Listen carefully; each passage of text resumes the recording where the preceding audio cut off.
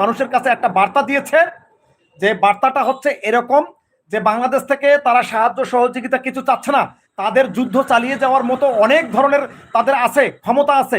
শুধু বাংলাদেশ সরকারের কাছ থেকে কি চাচ্ছে, বাংলাদেশের কাছ থেকে চাচ্ছে সাপোর্ট, লজিস্টিক সাপোর্ট না, নৈতিক সমর্থন। কিসের নৈতিক সমর্থন? ওই যে ওআইসি সদস্য বাংলাদেশ, ওআইসি থেকে আমেরিকার বিরুদ্ধে বা ইসরায়েলের বিরুদ্ধে বাংলাদেশের নিন্দা জ্ঞাপন করতে হবে, এই সাপোর্টটুকু চাচ্ছে। ইতিমধ্যে যেহেতু আরব বিশ্বের যে দেশগুলো আছে এই দেশগুলোকে গাদ্দারে পরিণত করেছে, সেই জায়গা থেকে বাংলাদেশের কাছ থেকে এই সাপোর্টটা চাচ্ছে ইরান। আর অপরদিকে দক্ষিণ এশিয়া বিষয়ক যে মন্ত্রী, তিনি বাংলাদেশের মাটিতে এখন অবস্থান করতেছেন। তিনি একবারে চুলচিরা বিশ্লেষণ করে বাংলাদেশের মানুষের সঙ্গে তিনি আলোচনা করতেছেন, বাংলাদেশের ভিউটা জানতে চাচ্ছেন।